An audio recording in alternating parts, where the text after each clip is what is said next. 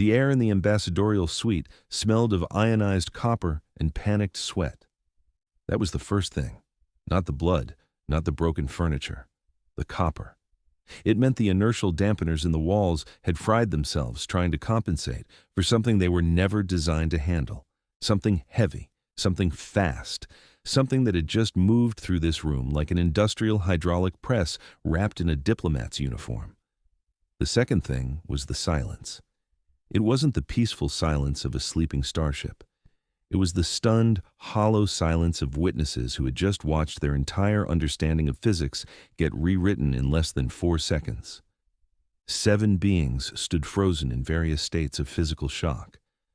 A Zillion trade minister had pressed himself so flat against the wall that his chromatophores had gone clear, revealing the translucent outline of his internal organs. 2 Varin security officers had dropped their plasma casters, not surrendered, dropped. There's a difference. One of them was crying, a thin stream of ammonia-based tears sizzling against his own breathing mask, and in the center of it all, standing over the crumpled body of what used to be an 8-foot 4-armed Catharn battle chief, was the human. His name was Elias Vance. He was 43 years old. He stood 5'11" in cheap dress shoes. His tailored ambassadorial suit, a dark gray synthetic weave designed to convey diplomatic neutrality, had split across the back and along the right sleeve. His knuckles were already swelling, the skin split open in 3 places. His breathing was controlled but audible, a low, steady rhythm that sounded almost mechanical in the dead quiet. He wasn't looking at the body. He was looking at the door. That was the third thing. The human hadn't flinched, hadn't celebrated, hadn't even blinked the blood out of his eyes. He was already calculating the next threat. The Catharn battle chief, whose name had been Gruth of the Broken Spine clan, weighed approximately 420 pounds. He had been hired 6 standard cycles ago by a coalition of Outer Rim trading guilds who wanted the human delegation to fail. Gruth had personally killed 17 sentient beings in ritual combat. His 4 arms had been augmented with carbon fiber tensile lacing that allowed him to punch through light armor plating. He had walked into this room expecting to crush a soft, weak, gravity-coddled ape from a world that should have never produced sentient life. Instead, his skull had been driven 4 inches into the deck plating. The human had not used a weapon, had not used martial arts, had not done anything that could be taught in a dojo or simulated in a combat training program. He had simply closed the distance, gotten inside Garuth's reach, and applied force. Sheer, ridiculous, mathematically inexplicable force. The kind of force that exists when a biological organism has evolved under the constant, unrelenting pressure of a planet that actively tries to kill everything on its surface every single day. Ambassador Thalani Voss of the Villani Concordat, the woman Elias had been assigned to protect, stood frozen 3 meters away. She was tall by galactic standards, nearly 7 feet of elegant blue-shifted grace, with 4 slender arms folded across her chest and a crest of bioluminescent filaments that had gone dark with fear. She was a diplomat of considerable skill, having brokered peace between 3 warring factions in the Cygnus Arm, but she had never seen anything like this. She had hired Elias because her government required a bodyguard for her mission to the Catharn negotiation tables, and humans were cheap. Easy to hire, easy to replace. They came from a gravity well so deep that most species considered it a death sentence just to visit, so they were desperate for work off-world. They had endurance, yes, but they were clumsy, heavy-handed, prone to emotional outbursts, and culturally primitive, useful as a deterrent, useful as a meat shield. She had not expected the meat shield to move like that. Elias turned his head slightly, just enough to catch her in his peripheral vision. His eyes were a pale, washed-out brown, unremarkable in every way. But there was something in them now that made her chemical warning systems fire. Not anger, not rage, something colder, something that had been waiting. "Ambassador," he said. His voice was low, gravelly, the voice of someone who had spent years breathing air that was too thin and too cold and too full of particulate matter. "We need to move. Now." She opened her mouth to respond, to ask what had just happened, to demand an explanation. but the words wouldn't come. Her translator implant was still processing, still trying to reconcile the physiological data it had recorded during the encounter with its understanding of human biology. The numbers didn't make sense. The acceleration curve alone suggested bone density and muscle fiber recruitment that shouldn't exist in a species from a standard gravity world. But Earth wasn't a standard gravity world. Earth was a nightmare. 48 hours earlier, Ambassador Thalani Voss had sat in the diplomatic lounge of the orbital station Providence, sipping a cup of synthetic tea and reviewing her briefing materials. The lounge was a masterpiece of galactic engineering, a vast curved chamber of polished obsidian and soft blue lighting that rotated slowly to simulate a comfortable 0.7 G. The air was filtered, scented with a delicate blend of synthetic florals that the station's AI had calculated would induce calm in the widest possible range of species. It was, by any measure, a perfect environment, clean, safe, controlled. Elias hated it. He stood by the window, his back to the room, watching the slow drift of cargo ships against the stars. His suit was too tight across the shoulders, the fabric pulled when he moved, and he moved constantly. Small adjustments, weight shifts, micro-movements that looked like nervous fidgeting to the other beings in the room, but were actually something else entirely. He was scanning. The exits, the air vents, the load-bearing structures, the thickness of the glass, the distance between tables, the angles of approach. He'd been doing it for so long that he no longer noticed he was doing it. It was just how his brain worked now. Pattern recognition, threat assessment, constant low-level calculation of how to survive if everything went wrong. Because everything always went wrong. The ambassador's aide, a young Vallani named Saris, who had never been off her homeworld before this assignment, approached him with a data pad. Saris was nervous around the human. She couldn't help it. His presence triggered something deep in her hindbrain, something that whispered predator even when he was standing perfectly still. She had read the briefing files. She knew that humans came from a world where the gravity was crushing, the atmosphere was corrosive, the temperature range was lethal, and the native wildlife had evolved to hunt things much faster and stronger than a hairless biped. She knew all of this intellectually, but knowing and feeling were different things. "Mr. Vance," she said, her voice high and reedy, "the ambassador would like to review the security protocols for tomorrow's negotiation." Elias turned. The movement was slow, deliberate, but Saris still flinched. He noticed. He always noticed. "Tell her I've already reviewed them 3 times, he said. "The Catharn delegation is bringing extra security. 8 armed guards instead of the agreed 4. They're not hiding it. They want us to see." Saris blinked her 4 eyes in sequence, a sign of confusion among her people. "How do you know that? The manifests haven't been released yet." "I counted the life support allocation for their section of the station," Elias said flatly. "They requested additional oxygen scrubbers and 2 more pressure domes. That's not for cargo. That's for bodies. 8 bodies, based on the metabolic requirements of their species at this altitude." He walked past her, heading for the ambassador's private suite. His footsteps were heavier than they should have been in the 0.7 G environment. Every step made a soft, solid thud against the obsidian floor, a sound that seemed to absorb the ambient light and warmth of the room.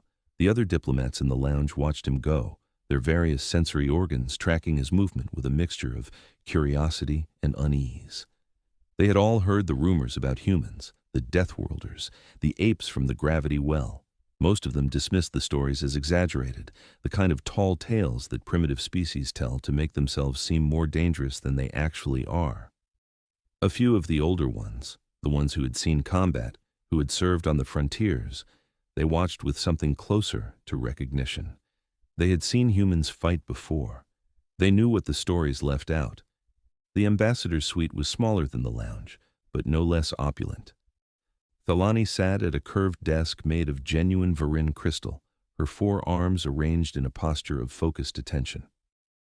She was beautiful by Vallani standards, her skin a deep shifting blue that pulsed with soft light in response to her emotions.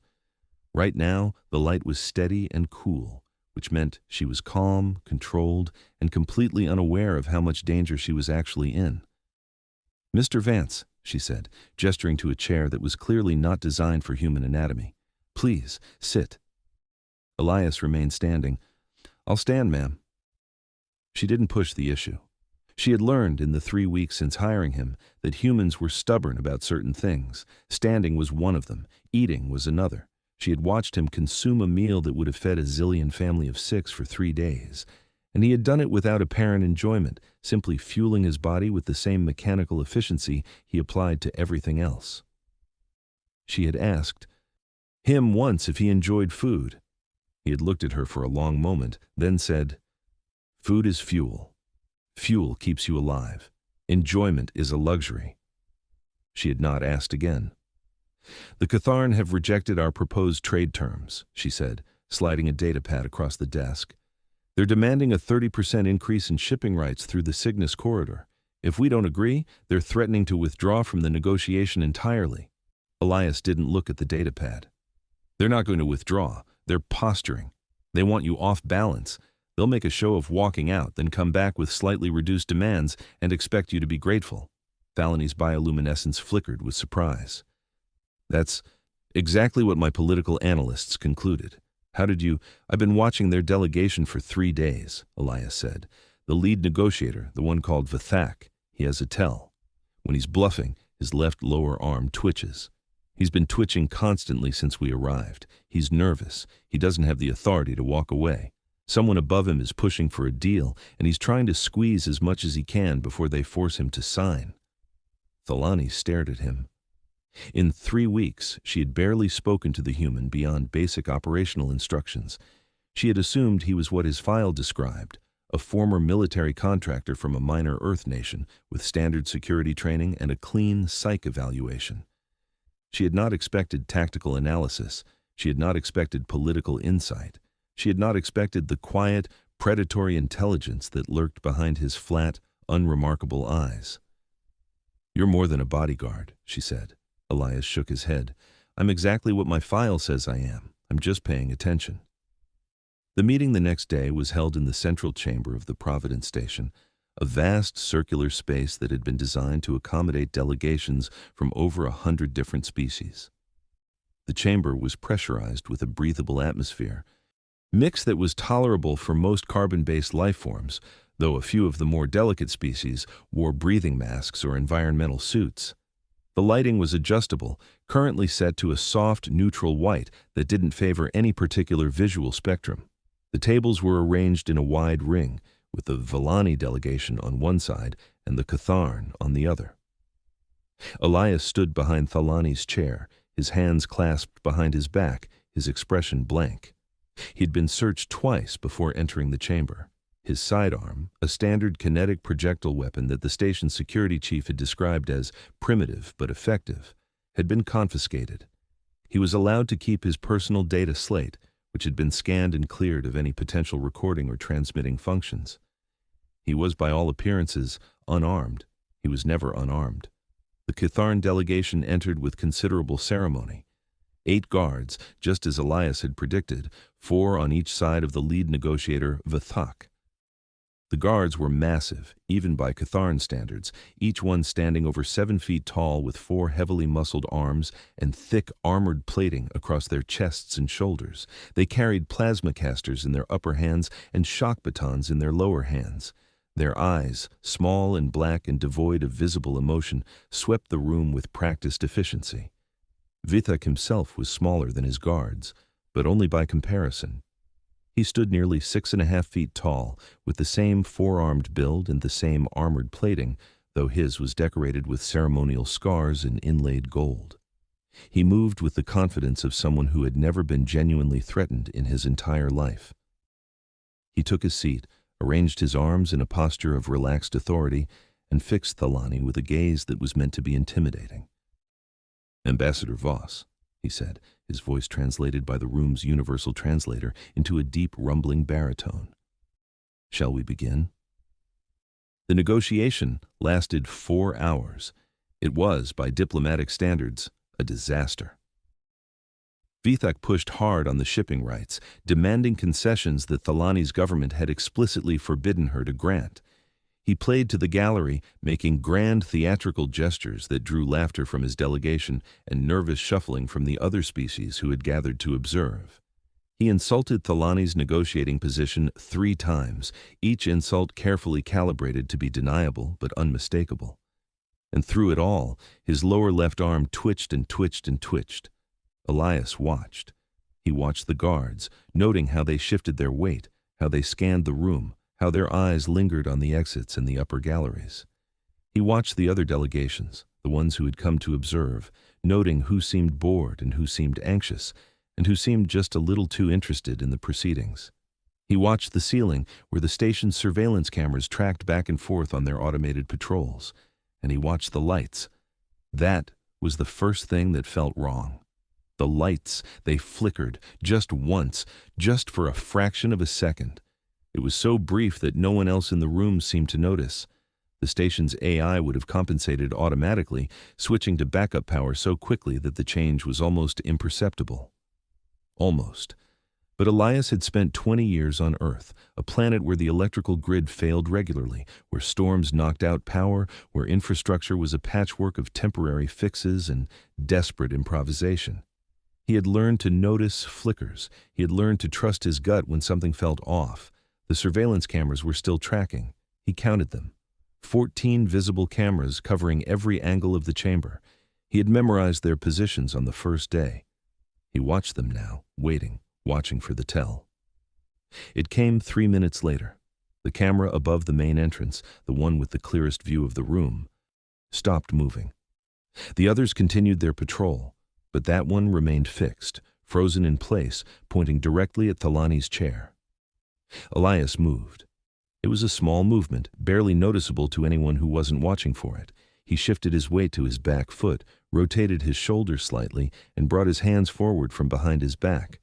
His fingers found the edge of his data slate, the one that had been scanned and cleared, the one that everyone had dismissed as harmless. He slid his thumb across the surface, activating a pressure switch that he had installed himself, a switch that no scanner had detected because it wasn't electronic. It was mechanical. A simple, spring-loaded mechanism that triggered when he applied exactly 3 pounds of pressure to the correct spot. The data slate clicked. Vithak was in the middle of a sentence when the lights went out. Not a flicker this time. A complete, total, instantaneous failure of every light source in the chamber. The room plunged into absolute darkness, the kind of darkness that exists in the deep spaces between stars, the kind of darkness that triggers primal panic in species that evolved under suns. Screams erupted from a dozen different throats. Chairs scraped against the floor. Someone, probably a zillion based on the pitch, began to hyperventilate. Total darkness. For a fraction of a second, the room was suspended in an awful, suffocating silence. Then a high-pitched electronic squeal pierced the air. The emergency sirens. The station's AI, confused by the sudden power fluctuation, had defaulted to its most basic alert protocol. The sound was deafening, a shrieking, oscillating wail that bounced off the curved walls and turned the chamber into a maelstrom of acoustic chaos. Elias didn't hesitate. He moved through the darkness like he had been born in it. His hand found Thalani's shoulder, gripped it hard, and pulled her out of her chair. She made a sound, something between a gasp and a scream, but he was already moving her. Pushing her toward the floor, forcing her down behind the heavy crystal table that separated the 2 delegations. "Stay down," he said. His voice was calm, almost bored. "Don't move, don't speak." The emergency lighting kicked in 12 seconds later. It was minimal, just a series of low-intensity red strips along the base of the walls, casting the chamber in a dim, bloody glow that created more shadows than it eliminated.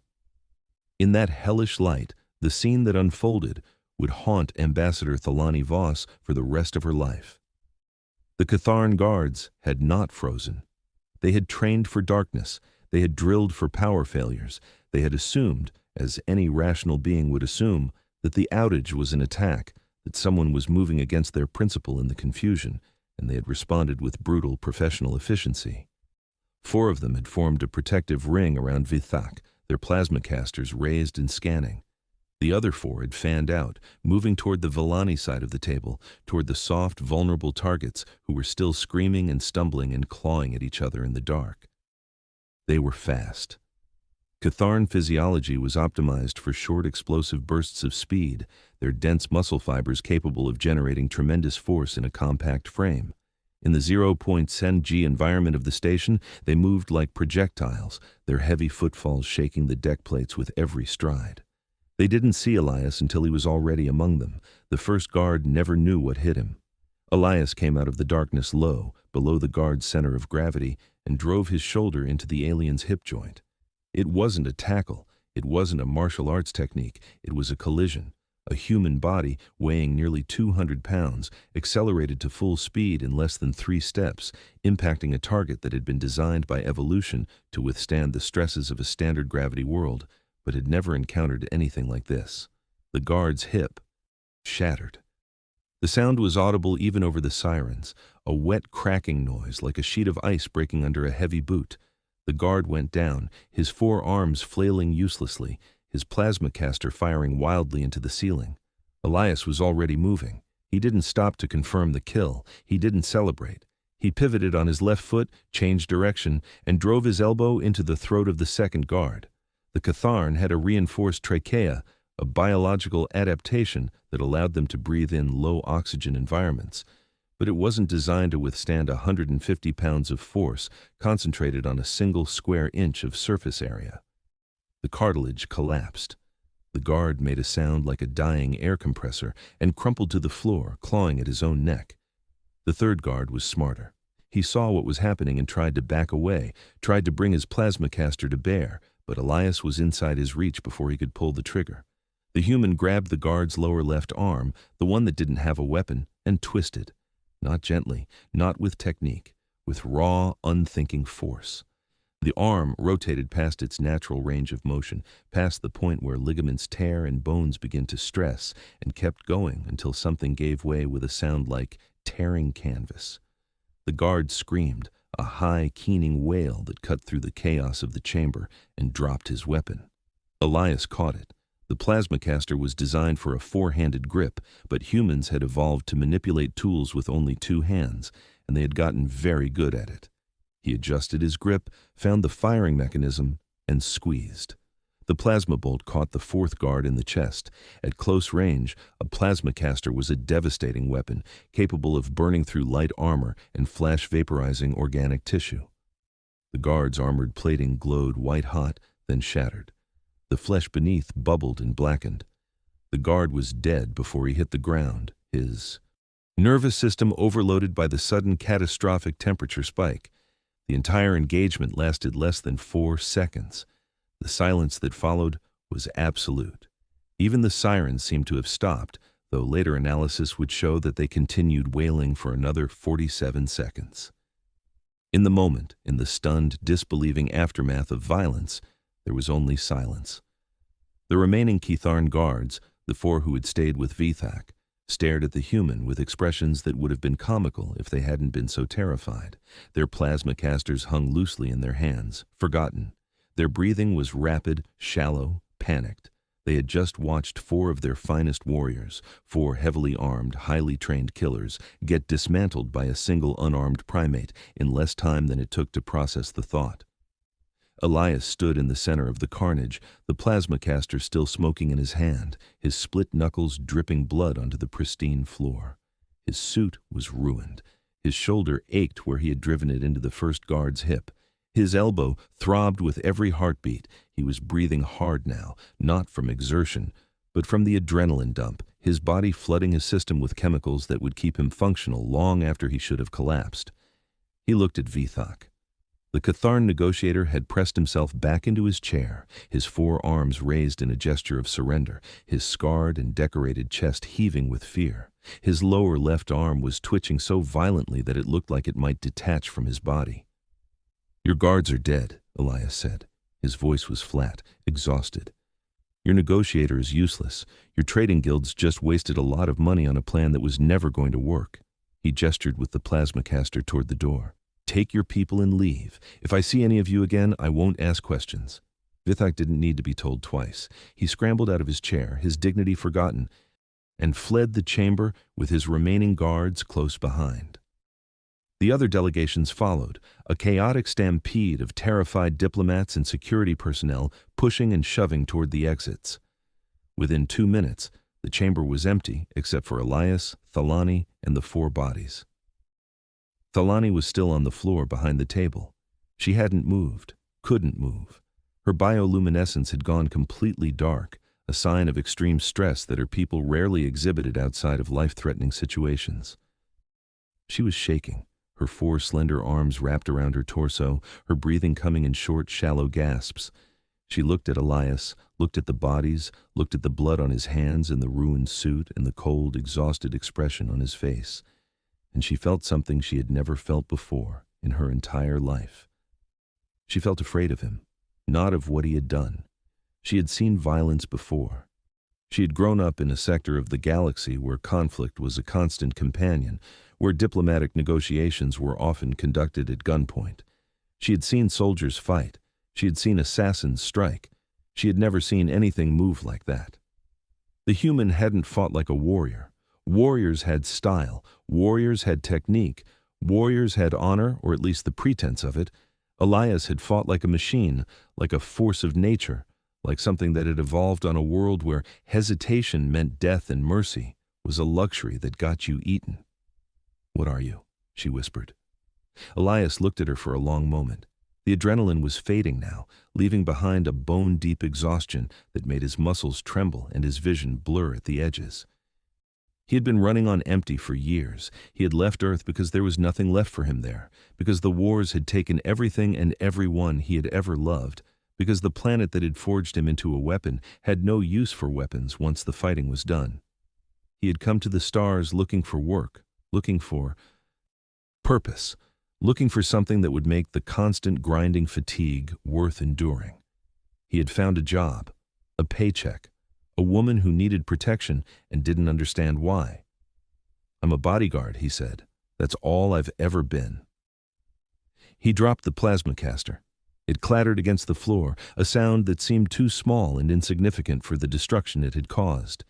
He walked over to Thalani, extended his uninjured hand, and helped her to her feet. She was trembling so badly that she could barely stand, but she didn't pull away from his touch. She couldn't. Her legs wouldn't obey her commands. "We need to get you to medical," Elias said. "That was a lot of stress for your system. You're going into shock."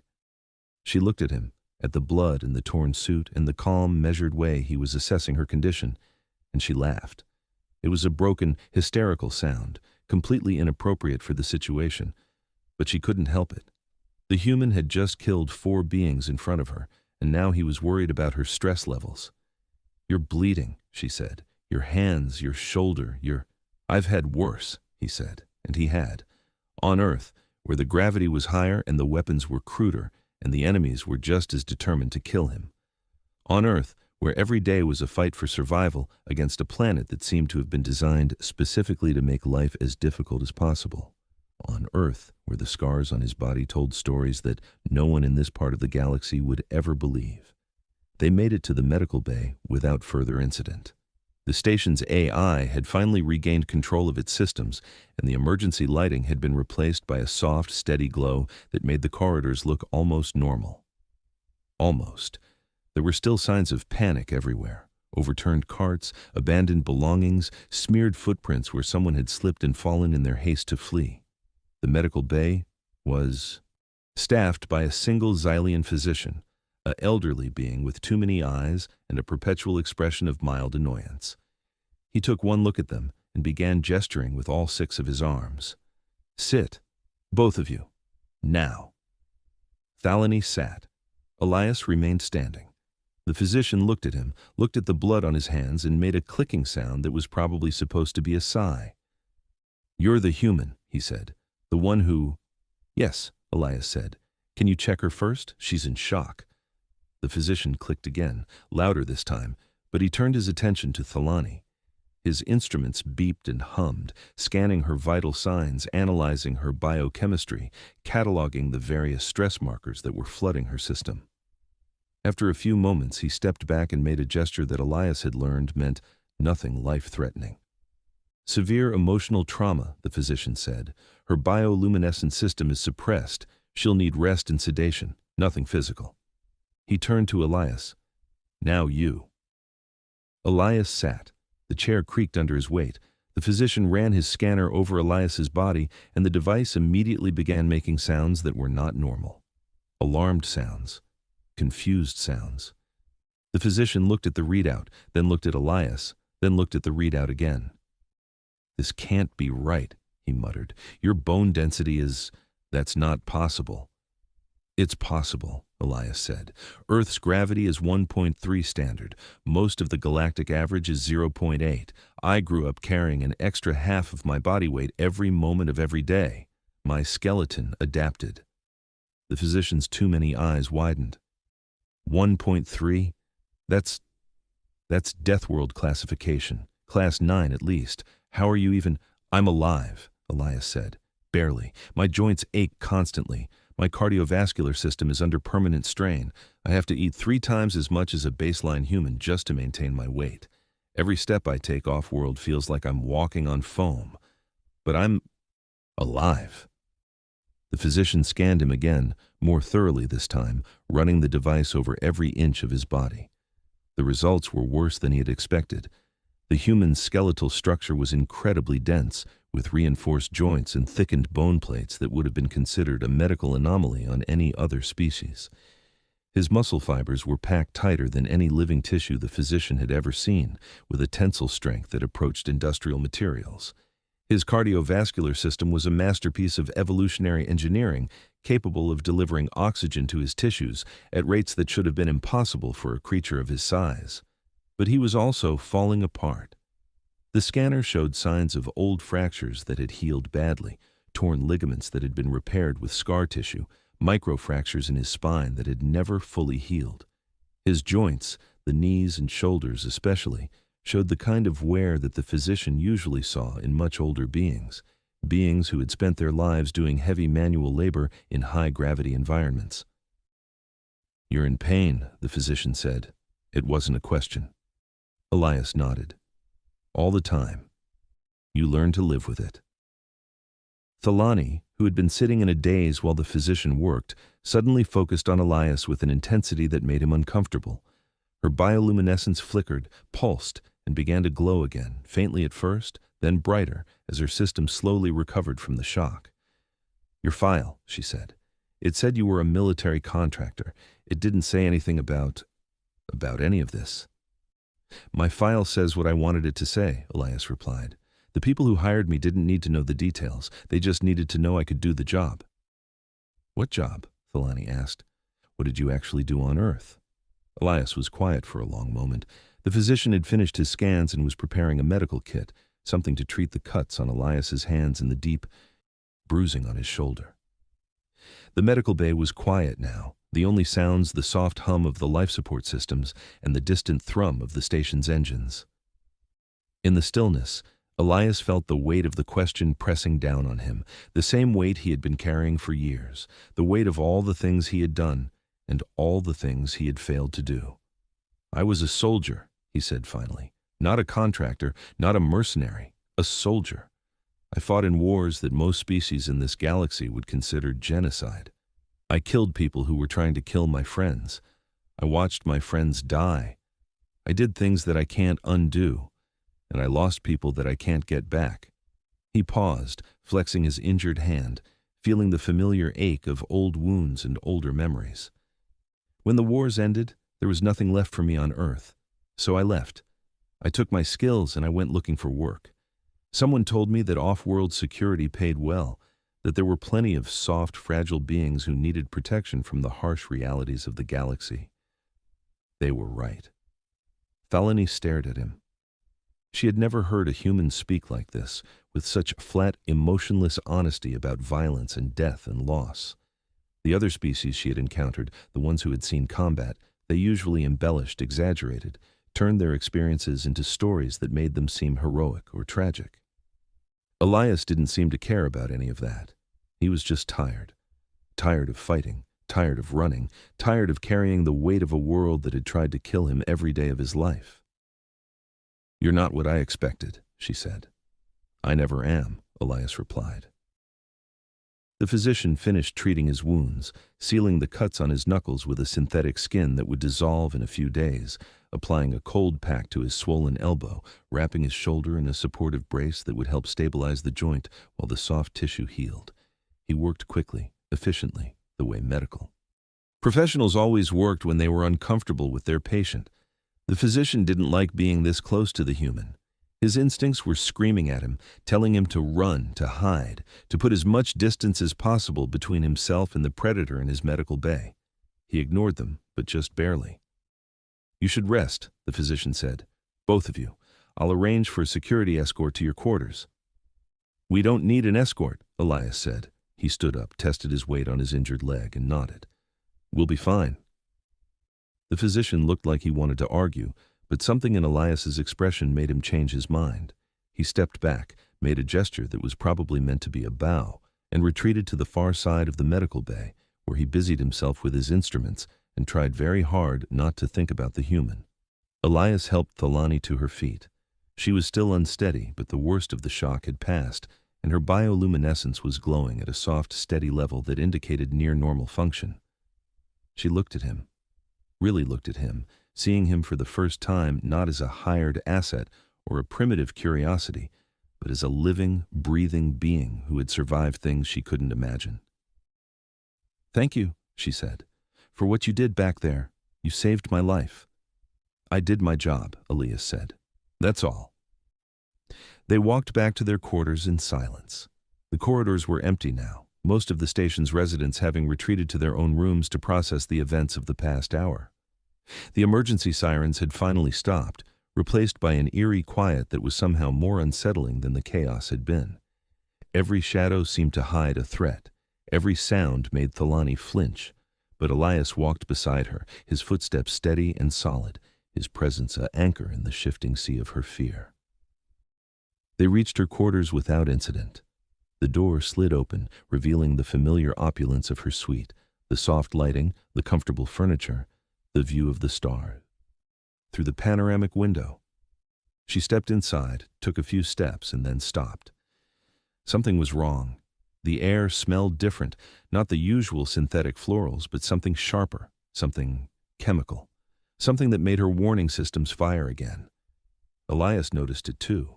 He stepped in front of her, his injured arm raised in a defensive posture, his eyes scanning the room with renewed intensity. The suite was empty as far as he could see. The furniture was undisturbed, the window was intact. But the smell was wrong, and his instincts were screaming. "Stay behind me," he said. He moved through the suite slowly, methodically, checking every room, every closet, every possible hiding place.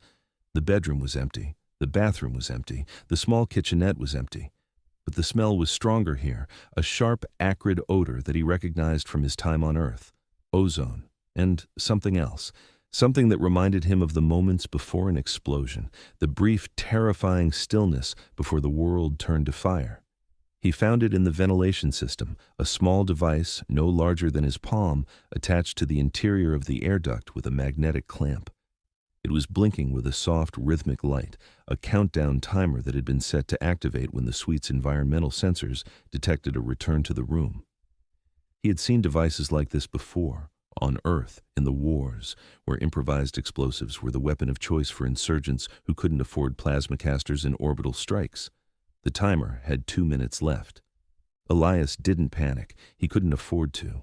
He reached up, grabbed the device, and pulled it free from the duct. The magnetic clamp released with a soft click, and he held the bomb in his hands, feeling its weight, studying its construction. It was a simple design, crude by galactic standards but effective. A power source, a detonator, a block of high explosive. The timer was counting down, 117 seconds, 116, 115. He turned to Thalani, who had followed him into the bedroom and was staring at the device with wide, terrified eyes. "How did you know?" she whispered. "I didn't," Elias said. "I smelled it. Ozone and explosives. Someone was here while we were at the negotiation. They bypassed the security locks, planted this in the ventilation system, and set it to detonate when we came back. They wanted us dead. All of us." The timer read 93 seconds. "Can you disarm it?" Thalani asked. Elias looked at the device, at the complex web of wires and circuits that connected the timer to the detonator, at the explosive core that would vaporize everything within a 10-meter radius. He could try to disarm it. He had been trained in explosive ordnance disposal years ago in a different life, on a different world. But the training was old, and the device was unfamiliar, and his hands were shaking from the adrenaline and the pain and the exhaustion that had been building for years. "Maybe," he said, "but not here. Not with you in the room." He turned and walked toward the door. Thalani grabbed his arm, her slender fingers wrapping around his wrist with surprising strength. "What are you doing?" she demanded. "You can't just walk out there with a live bomb. I'll take it somewhere safe," Elias said. "Somewhere it can detonate without hurting anyone. You stay here. Lock the door behind me. Don't open it for anyone except me." "But that's an order, Ambassador." His voice was hard now, the voice of someone who had given orders before, someone who was used to being obeyed. "Stay here. Stay alive. I'll be back." He pulled his arm free and walked out the door. The timer read 71 seconds. The corridor was empty, the lights dimmed to their nighttime setting. He had to move fast. There was an airlock at the end of the corridor, a maintenance lock that led to the exterior of the station. If he could get the device into the lock and eject it into space, the explosion would be harmless, just a flash of light against the endless dark. He ran. His injured leg screamed with every stride. His shoulder throbbed. His hand, still raw from the fight, left smears of blood on the device as he clutched it to his chest. The timer ticked down. 54 seconds, 43 seconds, 32 seconds. He reached the airlock, slammed his palm against the control panel, and waited for the door to cycle open. The seconds crawled by. 21, 18, 15. The door hissed open, and he stepped inside, shoved the device into the chamber, and hit the emergency eject. The device vanished into the void. The timer hit 0 a moment later, and through the small viewport, Elias saw a brief, brilliant flash of light as the explosive detonated against the stars. The shockwave rattled the station, a dull thump that echoed through the hull, but there was no damage, no injury, no death.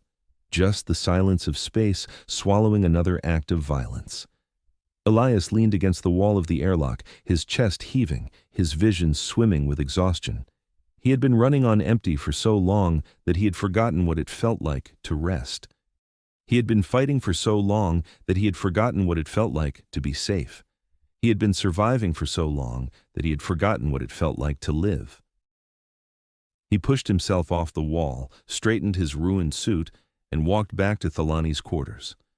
The door was locked, just as he had instructed. He knocked twice, a specific pattern that he had taught her on the first day, a pattern that meant, "I'm alive, and I'm alone." The door opened. Thalani stood there, her bioluminescence flickering with fear and relief, her 4 arms trembling at her sides.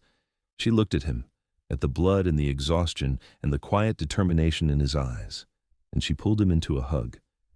It was awkward, her tall, slender frame wrapping around his shorter, broader body, but it was real.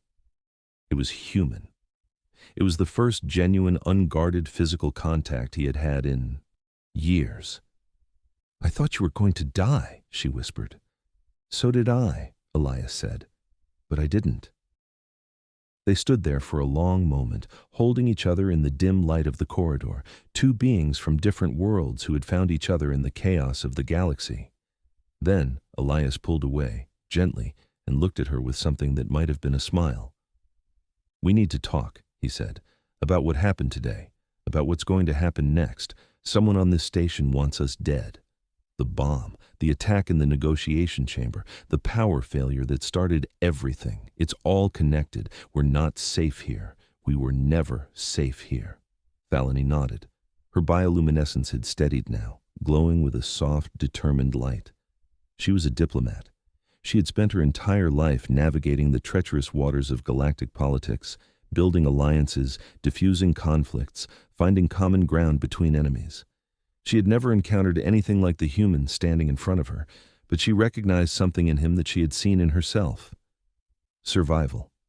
The stubborn, irrational refusal to give up, even when the odds were impossible. "Then what do we do?" she asked. Elias looked down the corridor, toward the distant lights of the station's core, toward the shadows where enemies were already regrouping and plotting their next move. He was tired. He was hurt. He was running on fumes and borrowed time. But he was still standing, still breathing, still ready to fight. "We survive," he said. "We find out who's behind this. We stop them. And then we get the hell off this station and never come back. He walked back into the suite, leaving the door open behind him. Thalani followed, her footsteps silent on the soft carpet. The stars shone through the panoramic window, cold and distant and indifferent to the small dramas playing out in their light.